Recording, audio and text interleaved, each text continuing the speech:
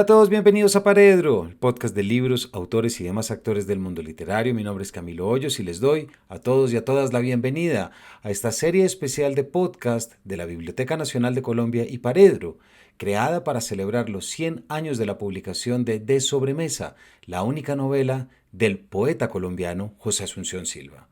Este proyecto se realiza con el apoyo de Corpo Élite, como parte de las efemérides literarias que buscan recuperar, releer y difundir las obras fundamentales de nuestra tradición.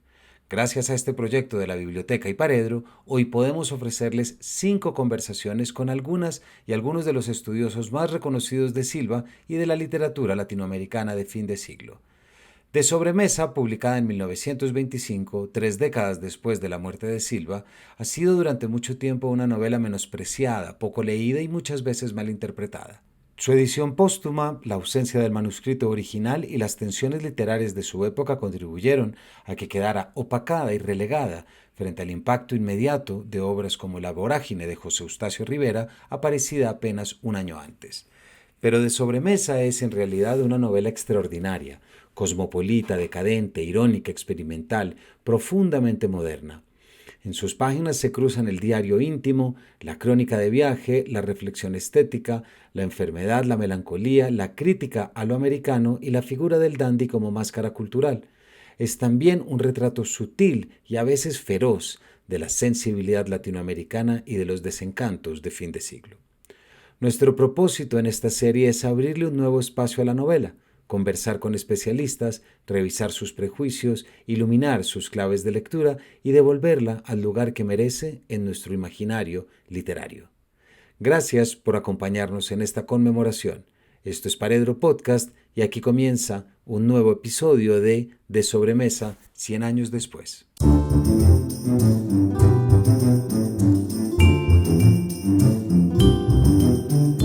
Continuamos nuestras entregas con una investigadora que todo aquel que haya leído a Silva en algún momento se topó con ella y entendió más gracias a ella. Me refiero a Remedios Mataix. Es doctora en Filología Hispánica, desempeña su actividad docente como profesora titular de Literatura Hispanoamericana en la Universidad de Alicante. Su labor como investigadora le ha permitido dedicar una atención especial a la literatura hispanoamericana del siglo XIX, el fin de siglo y el siglo XX y a sus relaciones con los procesos culturales y sociopolíticos. Ha dedicado publicaciones, contribuciones a congresos y seminarios internacionales a la obra de Juana Manso, Mercedes Cabello, José Martí, José Asunción Silva, Rubén Darío, José Eustacio Rivera, Manuel Ugarte, José Lezama Lima, Mario Benedetti, Julio Cortázar, entre muchos otros, y también su investigación se ha orientado hacia el estudio de la literatura del periodo virreinal, hacia la iconología americana de los siglos de oro y hacia la narrativa y el ensayo del siglo XIX, de lo que han resultado publicaciones, cursos y conferencias diversos. Bienvenidos. Remedios, bienvenida a Paredro.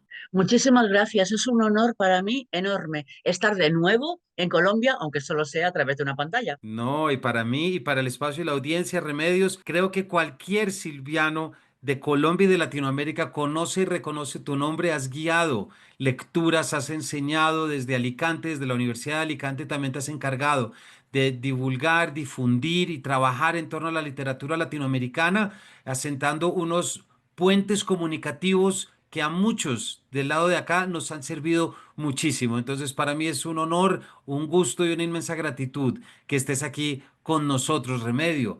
Entonces, ¿qué te parece si arrancamos? Arranquemos de una con cosas que tú sabes. Estamos celebrando 100 años de la publicación y sin embargo es una novela que no se conoce tanto como nos gustaría. Remedios, ¿cuáles crees tú que han sido esos principales prejuicios que han acompañado la lectura de Sobremesa? Pues fíjate que yo creo que no tanto son prejuicios como lo intempestivo de su publicación, porque claro, de Sobremesa se publica en el 25, pero es una obra terminada como muy tarde, 1896, que es cuando muere Silva. Ese anacronismo creo que determinó bastante la recepción de la novela. Realmente no fue una novela publicada para los lectores para los que había sido concebida. Estamos en 1925, pensemos, ya se había publicado, por ejemplo, sin ir más lejos, La Vorágine, el año anterior.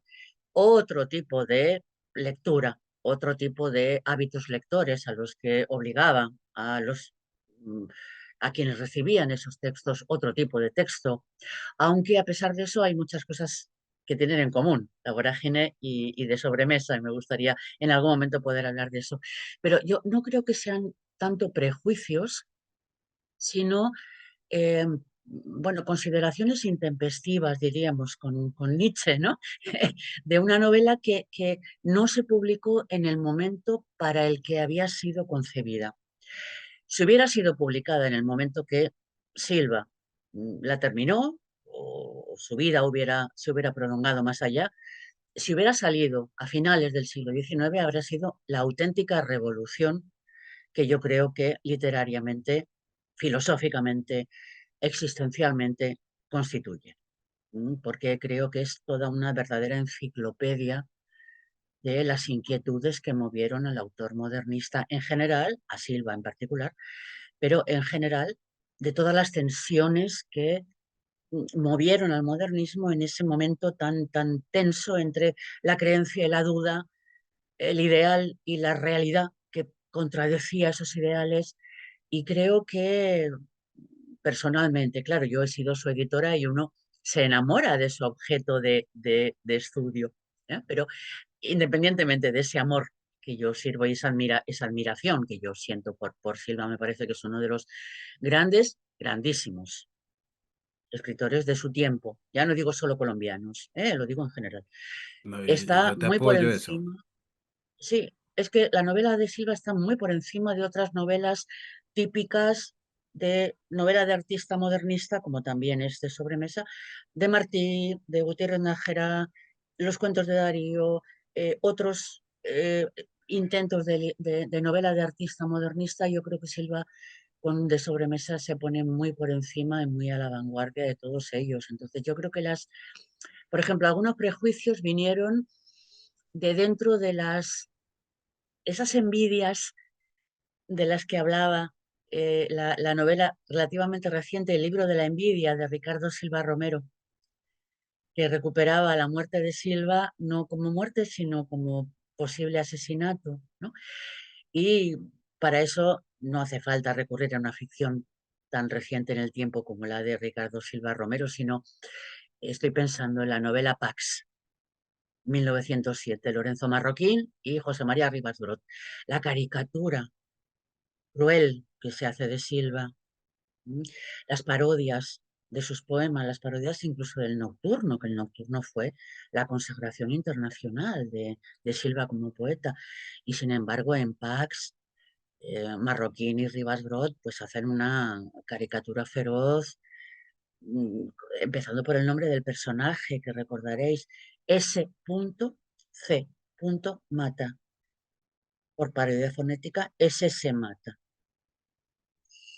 Claro, eso, unido a, por ejemplo, las lecturas solamente parciales que su época pudo hacer de su obra, porque su obra se publicó tardíamente.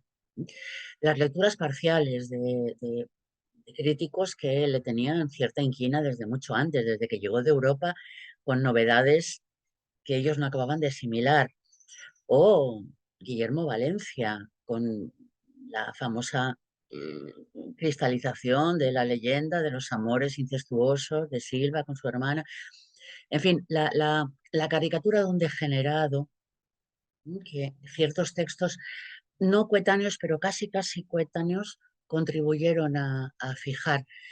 Y claro, yo creo que esos prejuicios, si lo eran, o eran simplemente efectos de época, si eran prejuicios, yo creo que la crítica sobradamente los ha superado porque la novela de Silva sigue siendo, creo, el paradigma de novela modernista formal, temática, filosófica y literariamente hablando. Yo estoy convencida Algo, de esto. Algo que, ya que arrancamos hablando de la importancia de la publicación, hay algo fundamental y es la publicación por parte de Unamuno en Sí, 1907 de las sí, poesías, ¿verdad? sí, Que arrancan allí. ¿Cómo entiendes tus Remedios? Además, porque has leído la novela desde España, ¿cómo claro. entiendes o qué implicaciones pudo tener esto? Ya sabemos todo lo que la gente como reaccionó aquí en Colombia frente a esa publicación, pero tú desde el autor, además, como Unamuno, ¿cómo la entiendes dentro del proceso de recepción y divulgación del poeta y también posterior novelista? Sí. Los juicios de Unamuno tuvieron muchísimo peso, muchísimo. En aquel momento Unamuno era un criterio de autoridad, absolutamente, además muy, muy bien cualificado, quiero decir, era un opinante muy cualificado. Y entre otras cosas célebres que dijo Unamuno a propósito de la poesía de Silva que publicó a principios del siglo XX y de lo que después pudo conseguir leer, Unamuno decía, em, creo que lo recuerdo textualmente, el modernismo en general me aburre, pero en Silva me fascina. Entendió que era modernista, por supuesto, no, no hay duda, ¿eh? Ni premodernista, ni esas cosas a veces la crítica nos inventamos. No, no, no era pre, era absolutamente modernista. Él se empapó en sus lecturas, en sus lecturas de literatura, de filosofía, en sus críticas, en sus prosas que sí publicó en vida, ¿eh? Él era modernista, ni pre, ni proto, ni nada, era absolutamente modernista, una conciencia de artista moderno en constante evolución y en constante mm, atención a lo que estaba pasando. Y Unamuno supo ver eso muy bien, porque cuando decía eso de que en otros modernistas el modernismo me aburre, se refería sobre todo al primer Darío, ¿eh? Pero en Silva, sin embargo, me fascinan. Claro, el modernismo evolucionó después, en muchas otras cosas más, pero yo creo que Silva, entre otros atributos importantes que podemos concederle sin temor a equivocarnos, es que desde el principio fue un modernista existencial.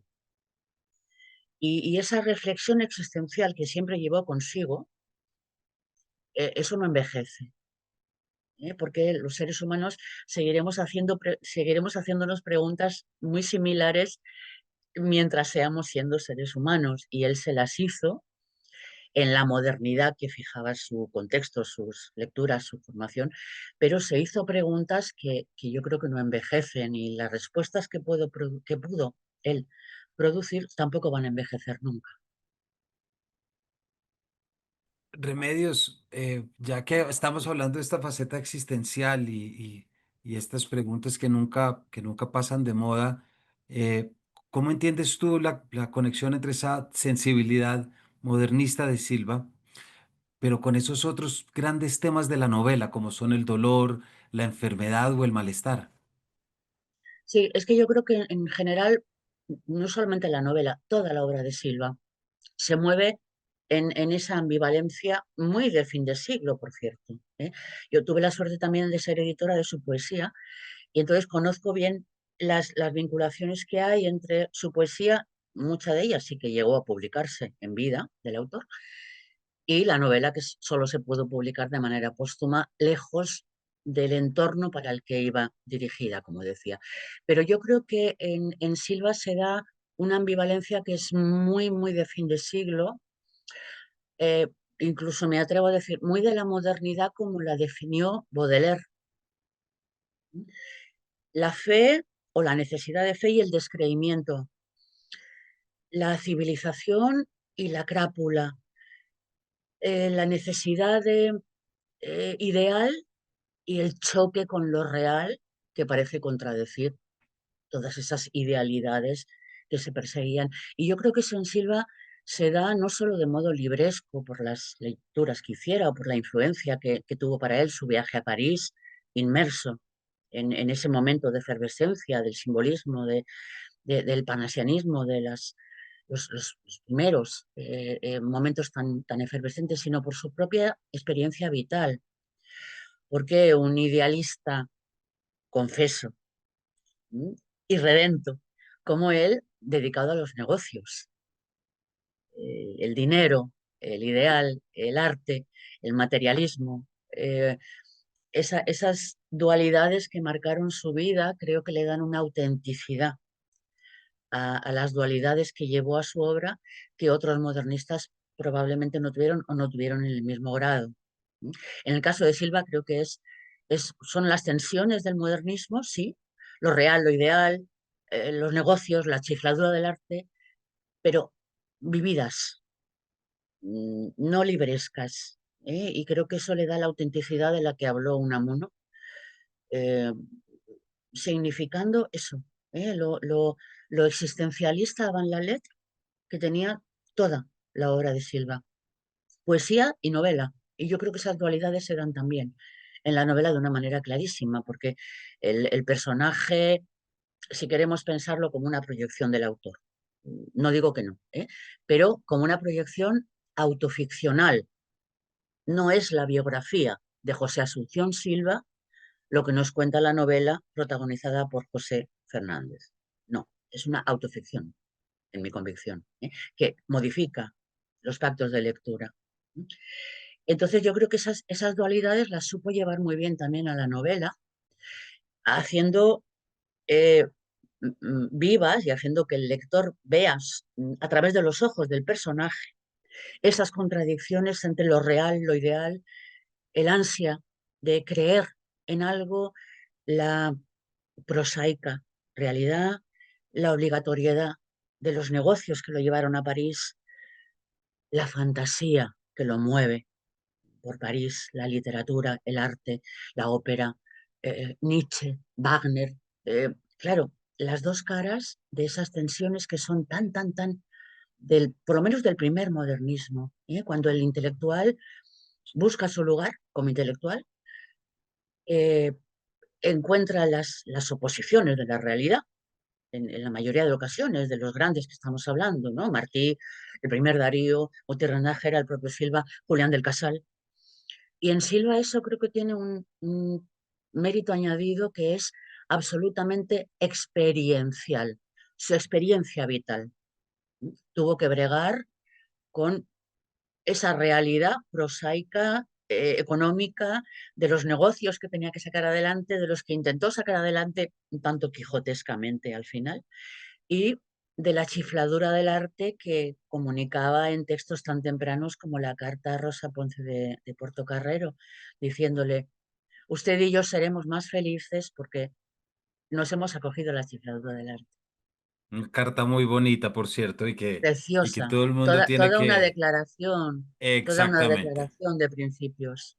Y que también allí, como en otras partes de su correspondencia, pone una claridad de lo que luego va a ser ese imaginario del maldito, del poeta urbano, sino ese anhelo también por lo natural, por las maneras de Efectivamente, habitar el campo, el campesinado, efectivamente. muchos elementos, cosa que me lleva, Remedios, a una siguiente pregunta, y es que parte también de una posible problemática, digámoslo así, es que de pronto no se le permitía a un poeta consagrado publicar una novela, ¿verdad?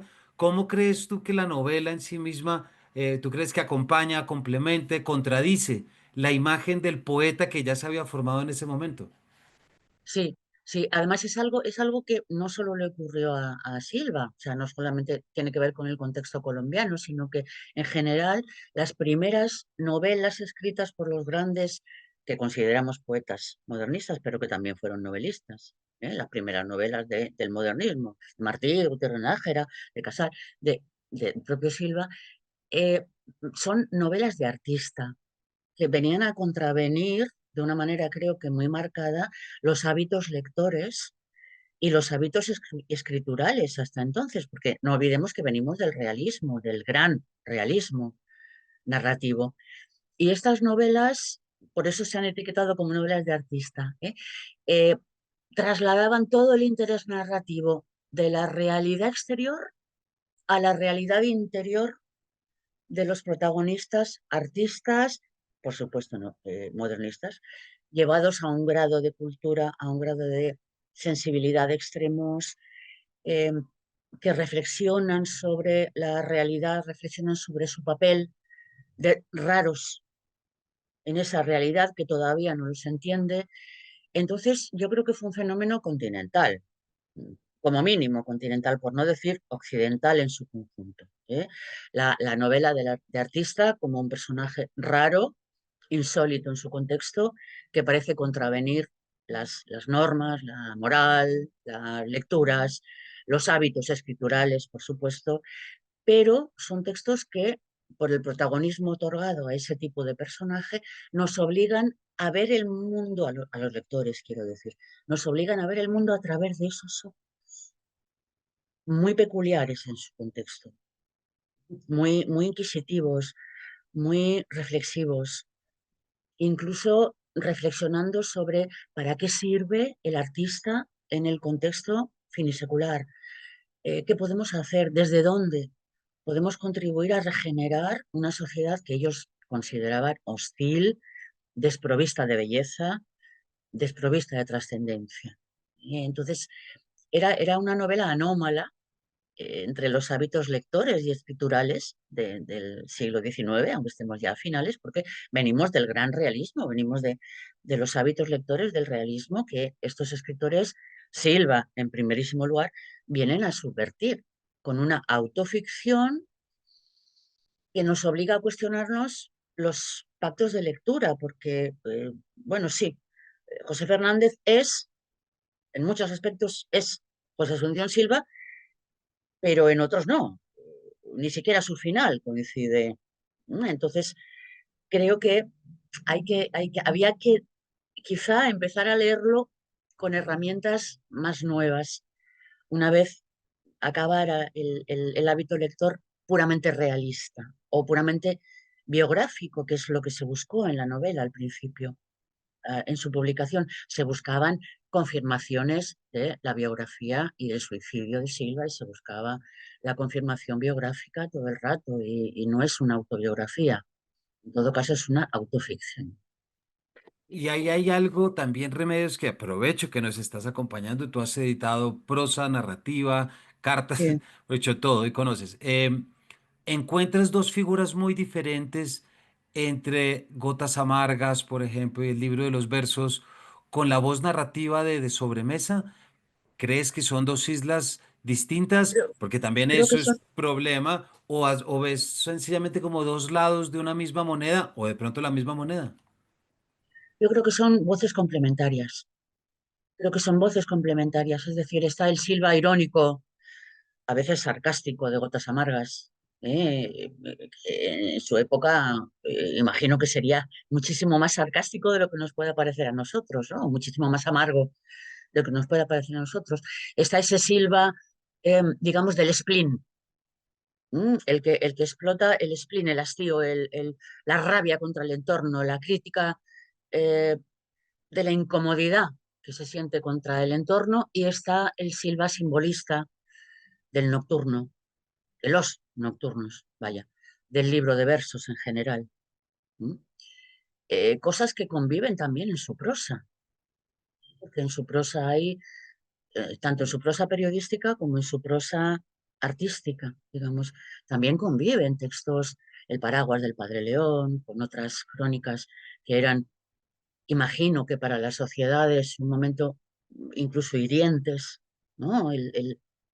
Y yo creo que las dos caras, por eso elegí a propósito la imagen que encabeza mi edición en cátedra, es ese cuadro de Carlos Schwab, Spleen e Ideal, como entrelazados, ¿no? Como el ideal intentando escapar del spleen y el spleen amarrándote al mundo real, a lo prosaico, a lo desagradable, y el escritor modernista buscando las alas en alguna parte. Yo creo que todo eso recorre toda la obra de Silva. Poesía, prosa periodística y desde luego la novela, porque la novela es ambivalente eh, desde todos los puntos de vista. Dentro de esa ambivalencia, también Remedios te quería preguntar, ya hablamos sobre lo que fue el dolor, la enfermedad y el malestar, pero hay también algo que podríamos llamar casi que una dimensión espiritual de la novela, como Sí. con ese cierre, yo siempre lo pienso con ese cierre, ese luto que se le rinde al encuentro de la tumba de Elena, a ese momento final en el que se regresa al marco de conversación. ¿Cómo entiendes tú esa dimensión espiritual en la novela? ¿La ves acaso como algo irónico, algo directamente místico, que a mí me gusta mucho pensarlo, o estructural? ¿Cómo crees que cohabita esa dimensión con todo lo que estamos hablando? Pues yo creo que tiene los tres ingredientes que has mencionado, los tres, los tres, en una especie de amalgama que el desarrollo de la novela nos permite concretar en esas imágenes finales que además están muy, muy elaboradas, culturalistamente muy, muy elaboradas, porque la tumba de Helena en la que desfallece José Fernández casi al final, porque el final abrocha con el principio, ¿eh? La novela abrocha muy bien, con el principio volvemos a la escena de sobremesa del principio, pero esa imagen entre mística, entre irónica, por la ironía que el personaje arrastra durante toda la novela, ¿eh? No tiene una cara, tiene muchas caras el personaje, muchas. No podemos quedarnos con una definición unívoca de José Fernández. José Fernández es el asceta, es el crápula, es el vividor, es el filósofo, es el que reflexiona, es el que se enamora eh, platónicamente o petrarquistamente, mejor dicho, porque Elena es una figura petrarquista o dantesca, en el sentido de la Beatrice de Dante. Y ese final está muy, muy elaborado porque reaparece, sin mencionarse, reaparece un personaje citado desde el principio de la novela, que es la pintora Marie Bajistiev, y el mausoleo donde se supone que José Fernández encuentra la tumba de Elena es el mausoleo, coincide con la descripción y la realidad física del mausoleo de Marie Baptistiev en París. Con lo cual, Elena es una construcción mística, intelectual, culturalista y probablemente irónica, porque hemos visto al personaje, digámoslo entre comillas, serle infiel infinidad de ocasiones a ese misticismo o ese amor neoplatónico dantesco que simboliza Elena. Entonces, eh, la novela se cierra en ese lugar lleno de referencias culturales que vienen desde que al principio de la novela el escritor José Fernández nos reseña las memorias, los diarios de la pintora Marie Bajistiev, a quien admira profundamente. Y cerramos el texto, digamos, literariamente hablando, en la tumba parisina de Marie Bajistiev, que se nos hace creer es la tumba de Helen.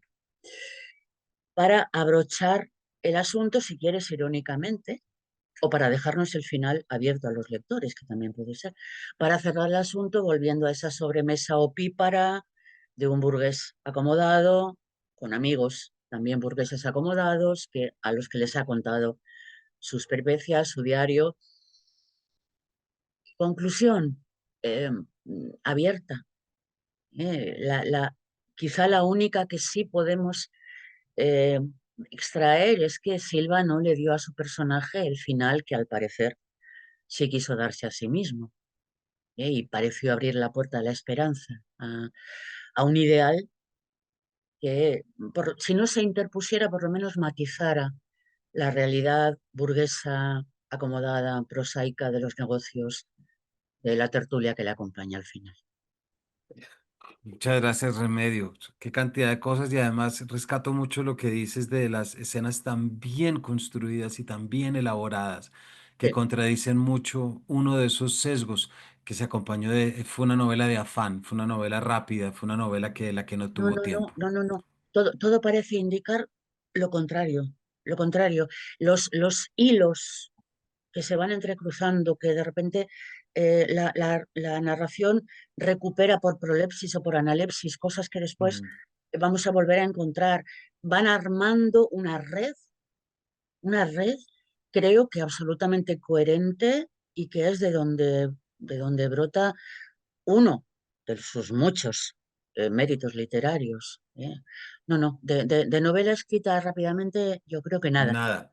Hay un nada. punto, por ejemplo, y es cuando él en Interlaken se acerca al cuarto de Elena y ve la figura que parece ver como el momento en el que él está viendo a Elena es el mismo momento en el que su abuela está muriendo en Colombia, por Efectivamente. ejemplo, Y que la son imagen unos del juegos. cuadro, el cuadro de su Exactamente. abuela. Claro, es que aquí también hay, a ver, hay mucho, no, no, no estoy quitándole valor vital, autobiográfico, pero es que estamos ante el gran tópico del cuadro imaginario, que Claro. recorre buena parte de la narrativa europea del siglo XIX, el cuadro imaginario con poderes sobre quien lo observa y con capacidad de modificar la vida de quien lo hace suyo. Entonces, claro, lo culturalista y lo experiencial me parece que mantienen un equilibrio magistral en la novela. Francamente lo creo así, mucho más que en otras novelas de artista del fin de Y siglo. de allí, claro, nos da para otro capítulo, se nos acaba el tiempo, pero de allí solamente lo que es el Los que retrato de quieras, todos Dorian los que Gray. quieras. Claro, el retrato de Dorian Gray, el cuadro de Ah, Dorian, claro, frente a claro, toda la claro, claro, imagen de la claro. ingenuidad, de la Y el inocencia y de Arrebú, todo. el Arrebú de Exactamente. Huisman, que está ahí, Es las todo novelas un... de Paul Bourget, que también juegan con ese tópico. Claro, es que Silva era muy culto, llegó a ser muy culto, aprovechó su inteligencia, su disponibilidad de acceso a la cultura, sus viajes por Europa. Si se fue a las montañas de Nietzsche, a reflexionar sobre Nietzsche, cuando a Nietzsche en castellano no lo conocía casi nadie. Silva fue, lo decía Baldomero Salincano, no lo digo yo. Silva fue quien nos dio a conocer a la cultura que hablamos y pensamos y escribimos en español a Nietzsche. Es decir, que aprovechó la corta vida que tuvo para tomarle el pulso a la modernidad que le tocó vivir en todos sus aspectos, en todos. Así es. Remedios, y ya para terminar, aunque puede ser la respuesta más amplia, pero ¿por qué seguir leyendo de Sobremesa hoy, 100 años después de su Oh, publicación? bueno, pues si tengo que ser breve, No. porque me puedo extender. Bueno, tiene que ver con todo esto que hemos estado hablando, ¿no? Por la cantidad de cosas que un lector actual puede seguir encontrando, pensando que es un texto de fin del siglo XIX, con sus condicionantes epocales y con sus novedades epocales y con sus escándalos epocales, porque también constituyó en algunos aspectos una novela muy escandalosa, por lo abiertamente que se habla de la sexualidad y de... Claro, pero un lector actual yo creo que puede sacar de ahí, como mínimo, la gran enciclopedia de lo que quiso ser y fue el modernismo latinoamericano.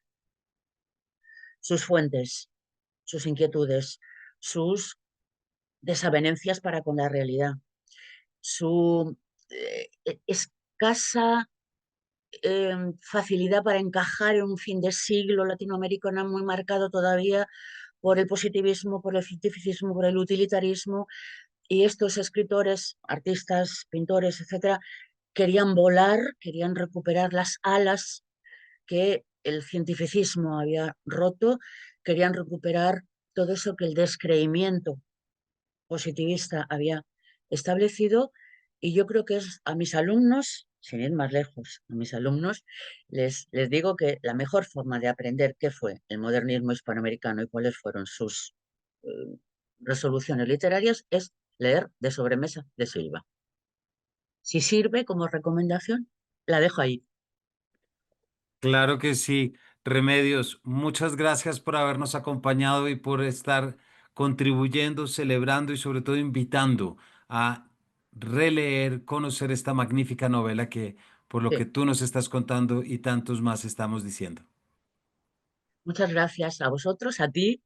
Ha sido un placer, ya digo, y a vuestra disposición siempre que queráis. A todos ustedes, ya saben, Remedios Matáis, quienes están comenzando a leer La Silva, pues ahí está esa edición de cátedra tan bonita, con un aparato crítico y unas notas que les van a acompañar muchísimos. En verdad, Remedios, es un encanto que hayas estado acá por todo lo que representas para muchos que hemos leído la novela a lo largo de tantos años. Todos ustedes ya saben qué Muchísimo gusto. hacer a leer de sobremesa, que es lo más importante. Gracias por habernos acompañado y nos vemos en una próxima edición de este Paredro.